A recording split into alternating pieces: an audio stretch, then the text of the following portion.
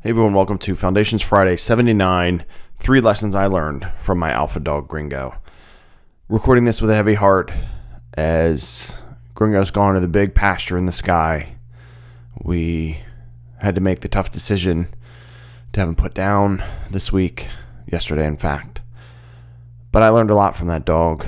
We adopted him from my family, and he lived a very good life, a long life. But for those of you who have lost pets, you know it's hard. It never gets easier. Ever. And he just found his way into our heart, and he's a beautiful boy, and we will miss him forever. But we'll also take the lessons from him. And these lessons are particularly because he was such an alpha dog. He had a big head, big ears like wolf ears, huge paws. He was so confident and strong, and he just pushed so hard right up to the end. So in this short episode, let me share what I've learned and hopefully what you can learn, and all of us really, and what I hope and I know my other dog, my younger dogs, learned from him. The first thing is to walk with confidence. Gringo knew where he wanted to go. He knew the toys he wanted. He knew the bed he wanted to lay on, and so he did it. He just did it. There was no fighting. He just gave the other dogs a look. They moved because they knew he was it. Gringo worked cattle. He was a cowboy's dog for years, and he worked out in the fields with animals that were 2,000 pounds, right? And here's this dog, maybe 70 pounds, right? But ferocious, learned from his mama how to get after those cows, how to herd them. So if you've seen videos of border collies herding cows, that was Gringo. Big, strong, confident dog, and super smart. And so he walked with confidence. He wasn't worried about other dogs. He wasn't worried about people, but he was respectful. He was a safe dog. He was smart.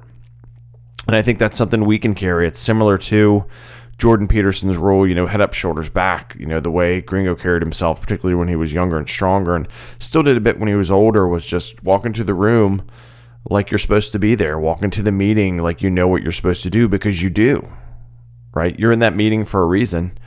I've been on a lot of calls or in in-person meetings, and a lot of folks maybe are a little more meek or don't have the self-confidence, and there could be a myriad of reasons for that. So it is a relatively simple but not easy thing, as Jocko and Leif say in Extreme Ownership, simple, not easy, to just change that.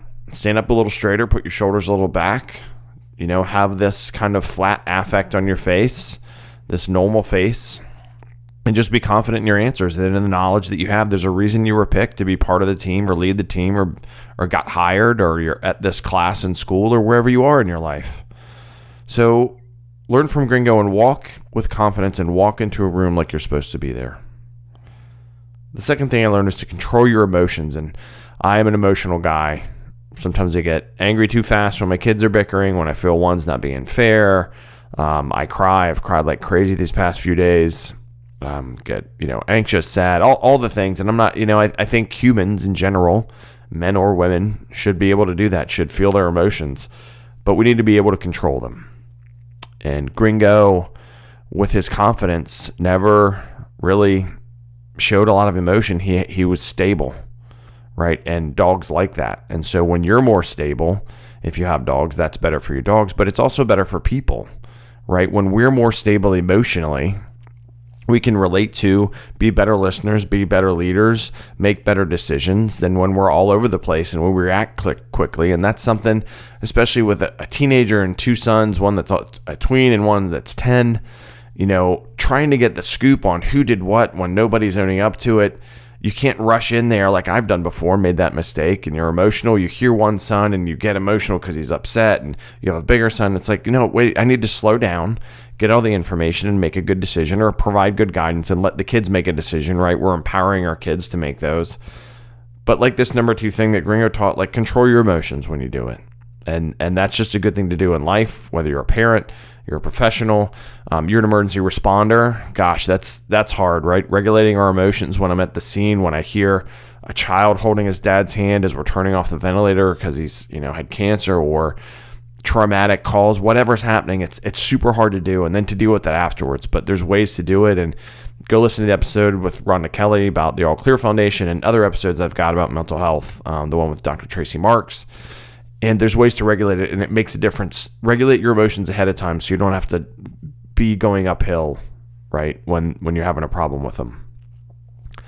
Certainly not the last thing, but the third thing, just to keep this Foundations Friday episode relatively short, is to keep up the fight.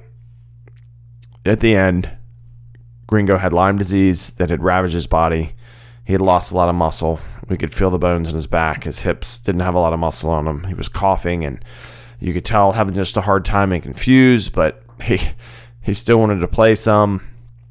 He enjoyed those treats, those goodbye kisses, which the veterinary hospital had, so giving him Hershey's Kisses and peanut butter, and it was fantastic. But for a few years, right, and certainly this past year we've had them, he put up the good fight. When we got him, he couldn't walk good. We got him some steroid shots and some other medicine, glucosamine essentially for joints and other things, and he kept pushing, and he would sometimes slip and fall, and he would not be able to get up just a couple steps, but then he would chase the ball, and he would want to come out and walk and do all these things until he couldn't. But he fought, and he fought, and that's inspiring, because when we're sad, when we're hurt, when we're injured, when we're recovering, when we lose someone, we have to keep fighting. And life is a fight. It should be a fight. I would love it to be where I slept perfect all the time, where everybody got along, but you know what? That's not life. That's not life at all, right? And Gringo knew that. Gringo fought. He said, I'm going to be here. I'm going to still throw out this alpha vibe. I'm going to walk in confident. I'm going to control my emotions, but you know what? I might fall down every now and then, and I'm going to hack a little bit and cough, but I'm still going to straight toward his tail like a helicopter. I'm going to twirl my tail. I'm going to have this smile on his face. It looked like he was smiling, and I'm going to look at you with my big old head in my ears and just let you know I love you. I thank you all for listening to this episode, for sticking with the Kev Talks podcast. Please check out kevtalkspod.com. A lot of good information there from not just me, certainly from the fantastic guests I've had. Look up mental health, physical health, process, people, right? Progress. We're still in that game. In fact, that's the primary game, of powering people through industry standards and best practice processes that we talk about with some great guests. I got a great lineup coming up in the next few weeks, months, and hopefully that you all, when you're listening, make progress. And if you have a special dog in your life, like I've had, like we had Gringo, think about what they're teaching you. Think about what you can implement for yourself. And think about what Gringo taught us: to walk with confidence, to control our emotions, and to keep up the fight. Thank you, everybody, and Godspeed.